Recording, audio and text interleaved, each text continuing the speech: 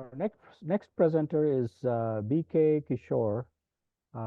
He is the founder, president, and CEO of ePurines Inc. He's an MD, PhD, MBA, an academician and innovator who recently turned to entrepreneurship to commercialize his patented technologies through his spin-off ePurines Inc. His career spanned decades, spreading over three continents, Asia, Europe, and USA, in recognition of his innovative contribution in the areas of kidney disease, obesity-related conditions. 2023, he was inducted as a senior member of the National Academy of Inventors. So welcome, BK. Thank you. Thank you, Lee, and thanks for inviting me and giving me this opportunity to present. Let me share my slides. The ePurines is a spin-out from the University of Utah Health and the VIA Medical Center in Salt Lake City, where I worked in the last 22 years, and it's a preclinical stage biopharma developing innovative purinergic signaling-based therapies for obesity, kidney diseases, and liver diseases, and also some other conditions related between heart and kidney, or heart and liver, kidney and liver, like cardiorenal syndromes like that. We got a couple of technologies actually, and the primary focus right now is the harnessing the power of P2Y2 receptor, which is a purinergic receptor for treating addressing the global obesity. We are mostly interested in directing our research to the global problems, not just problems of the developed world. We all know that obesity is a big problem. There are 2 billion people obese or overweight, and 600 million are obese adults. But if you take the WHO definition for the Asians, like 23 BMI cutoff, it can be 600 million or 800 million or more. What is interesting is most of these patients or subjects are in the developing world and not in the developed world. Like, numerically, there are more people in the developing world where they face more burden because of the lack of matured healthcare systems and other institutes. And of course, we all know that the obesity is the mother of most of these non-communicable diseases, which are killing about 41 million people each year. That is 71% of all deaths. And by 2030, as per the WHO estimate, it's going to be 52 million people. So by addressing the obesity, we are also addressing most of these non-communicable diseases automatically. So there's a lot of interesting in the recent years on the GLP-1 receptor agonist, and people thought that we solved the problem addressing the global obesity. But if you look at the numbers, really, it is not addressing the world global problem. It's addressing only the tip of the pyramid, where 200 million people in the rich countries like Americas, Canada, or some parts of Europe, but cannot infiltrate into the middle of the pyramid or the bottom of the pyramid because of the way they are structured. They're biologicals, expensive, and also the logistics and manufacturing, transportation. So we are targeting this unaddressed target market, about more than 1 billion people in the developing world, and also in the emerging economies like BRIC countries and Mexico and South American countries like that. So, and I'm not going to details about these disadvantages of using the GLP-1 receptor agonist, and most of doctors know the problems, and they are from mild to moderate to severe conditions like pancreatic cancers and other things. But what is interesting is recently the FDA has reported there are deaths occurring in the people who take the GLP-1. It may be overdosing or knockoffs used, we don't know, but there are some problem brewing. And just 2 days ago, there is a news that several women taking the GLP-1 receptor agonists are getting pregnant without any planning, and some of them are actual and birth control. So that apparently these drugs are promoting infertility. We don't know. This is something emerged only just a few days ago. And apparently these things are going to cause a lot of alarm in addition to the other problems, even cosmetic problems like saggy skins and other things, and people going to the dermatologist and plastic surgeons. So basically, there are a lot of issues with the GLP-1 receptor agonist. I'm not against them, but I'm telling the problems we face. So what we need is a oral effective small molecule drug.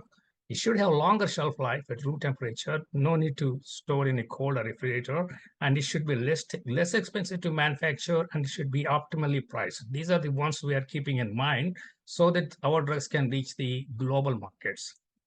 So what we have identified that this receptor, purinergic receptor, is involved in promoting the obesity, or fat accumulation. And what we did is, because there's no molecule at the time, we just knocked off took a knockout mice where the receptor is removed, and you put the wild type and the knockout mice on high fat diet for 16 weeks. You can see the wild type mice goes huge, and the knockout remains lean and less weight. And we spent 3 years in dissecting into the mechanisms, and we obtained 2 patents. Proof of concept is established, and we developed a prototype based on this model. And what we found is very interesting. The first thing is the P2Y2 knockout, they are not losing appetite. They're using as much food as the wild type. And they got well-formed stools or pieces that shows that the problem is not lack of absorption and slowing down the process in the GI, which is the major problem we have with the GLP-1 receptor agonist ending with the GI problems. And also, we also found that the adipogenesis is inhibited. So what happens to the excess calories they're consuming? We found it's causing browning of the fat, and the excess calories are burned down. And we actually measured the oxygen consumption, carbon dioxide emission, and heat production. And we showed that these mice have higher metabolic rate. And then we also observed that it reduces the inflammation in the adipose tissue, and that in turn relieves the insulin resistance. So basically, it's an entirely different mechanism, which we are not seeing with other anti-obesity drugs. So the market is huge. There are different reports. The Fortune has reported by 2030 it will reach $23 billion anti-obesity drugs, but JP Morgan came with a much higher number, 100 billion, and it is generally believed it can go to 80 to 90 billion in the next decade. So the market is so huge, there's absolutely no competition. It becomes like a pizza market. Doesn't matter. Any pizza shop making new pizza will be sold because the daily consumption of pizza is 1 billion slices. So it will be like that pizza market without any competition. But in anyhow, we are not competing in the same space like GLP-1 receptor agonist. So based on the most conservative estimates, that is going to be 20 billion or something. Our projections show that even if you capture 1 or 3% of the market, we are talking about several hundreds of billions or even $1 billion. And when you translate it into the return on investment, starting from the pre-money valuation of the company, 10 million, we can go to 10, 20, or even 50x. So it's a lucratively, it is a very good investment. But we also found that the P2Y2 receptor is involved in the lithium-induced kidney disease, nephrodegenerative diabetes in bipolar patients. And actually, that's the first patent we obtained. This is another thing that we can address the problems of the veterans. But there are other papers published. Most of these are not patented.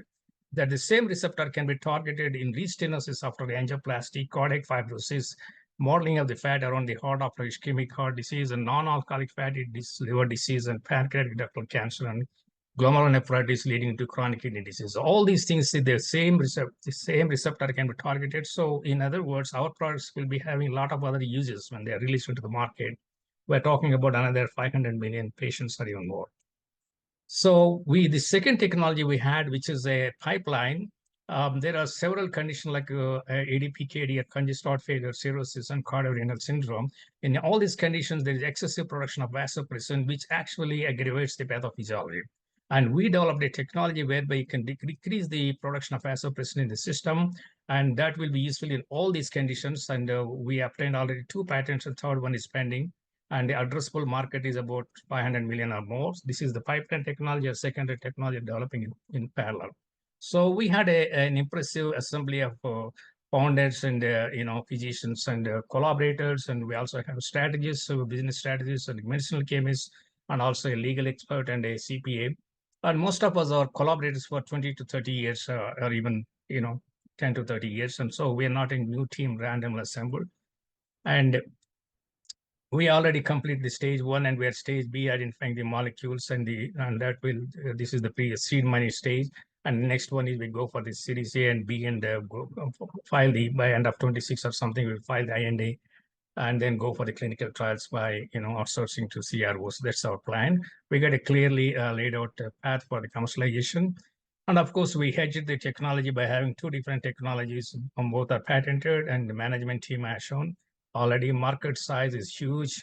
And entry into the market, we want to enter into several markets like Asia, Europe, and America, simultaneously conducting the clinical trials so that at least some of them will proceed faster than other ones. And of course, we got a clear path to exist. We can go for a publicly traded company by floating IPO, or we can partner with a major pharma. Already a couple of major pharma showed interest in it. and or sell the company and compensate all investors and go home. We raised the seed money about 250K, and right now we are looking for pre-seed money or seed money from as low as $250,000 to $1 million in exchange for preferred shares. Of course, they will be used on the standard way, payrolls and lab and other things. And we are registered with the Securities and Exchange Commission. It's a C-type corporation. We're issuing shares, not equity. And and that's me. And my co-founder, Simon C. Robson, is a GA and a liver specialist at the Harvard Beth Israel. And we have been collaborating for 22 years. Thank you very much for your attention.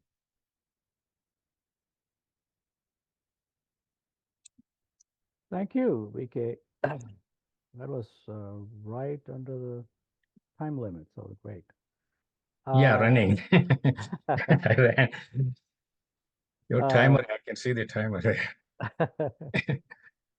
But it's a very, very interesting product that you're developing, and so here's the thing.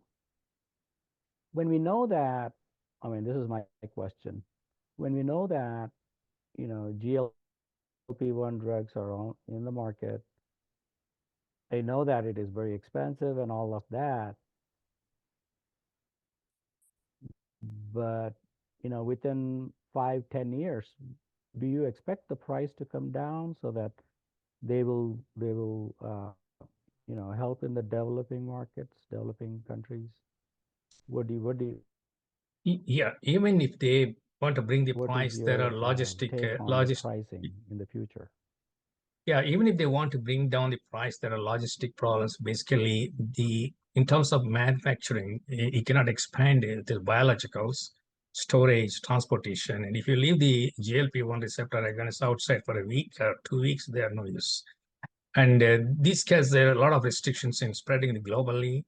And if you have a small molecules, you can make anywhere, you can sell it. You don't have to make in central. They're keeping the manufacturing, the central only in one unit, and they're not expanding. That's like vaccines. So, and also they don't want to dilute their brand. It's not only useful in this disease, there are other things. So I don't think that they will be doing in the short period. Right now, they're happy with what they're doing in the developing world, and I don't think that they have plans to expand. And also they're causing shortage of the drugs in the diabetics. Sometimes pharmacists are running out of this. So even then, it's a market is when the market is huge, like pizza market, pizza is a $52 billion market. There are only 10 national chains and another 15 or 20 local shops or chains. But you can start a pizza and sell right now anywhere in the country, you will sell it because they're selling 1 billion slices every day. So when the market is so huge, entry is very easy because you're not competing in a limited space. The space is so big. Take the diabetic drugs. There are so many, but still there are new diabetic drugs are coming, new hypertension drugs are coming. How they're selling? And there is also the problem of suitability. Some patients may like this one, that one. Even in the GLP-1 receptor agonists, and you see there's some patients cannot tolerate some Victoza or something. They are better with other things. Yeah. These are common things. So I think that the market is not a problem, to be honest. Okay, good point. And also the other users we have we got other users. Sure. Excellent. Another question that came in the chat is, what are the negative side effects do you expect from this drug? See, that is interesting. Unless the small molecule, we actually we have been working on this receptor for more than 10 years, and we have the knockouts, and we have been observing. They never showed any, serious problems or anything. But again, the gene knockout and a molecule may not be same pharmacology, maybe differences that we still have to work out.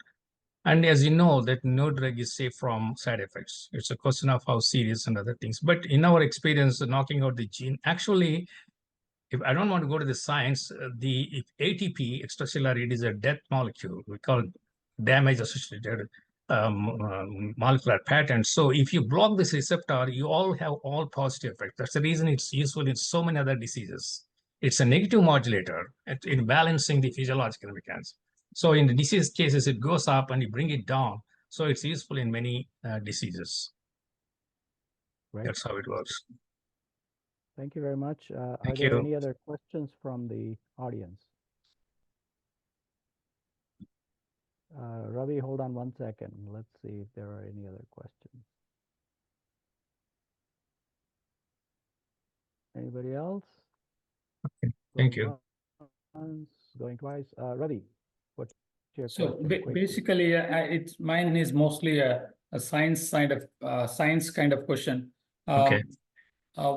What I just was looking and trying to figure out is, I know about a product that is used in polycystic kidney disease, like a ketone ester or ketone salt. I think it is a ketone salt, and it works against like polycystic kidney disease, preventing scarring, and it works through, I guess, G protein coupled receptors. So I was thinking about your product and where does and how does it work. I just was trying to formulate it in my brains. Oh, no, the pipeline technology for ADPKD, it doesn't target the same receptor. It reduces the vasopressin secretion in the hypothalamus. So that is what we showed. So what you're doing is, if you look at the polycystic kidney, the cyst growth is highly dependent on cyclic AMP, which is again stimulated by IVP. So if you look at the Japanese company, Otsuka Pharmaceuticals, they developed the 12-opt-in. Actually, they repositioned the 12-opt-in, which is for hyponatremia dilutional, to block the receptor V2. But unfortunately, its side effects are so high that it was never got a full license. So instead of blocking the receptor, we're reducing the hormone level and a dose-dependent way, so that cyst will not grow. You can slow down the process of cyst growth. Instead of 5 years or so, you can prolong it for 20 years or something like that. That's the mechanism. It's a very different mechanism. Yeah. Thank you very much. Thank you, BK. Thank you very much. Thank you. Thanks.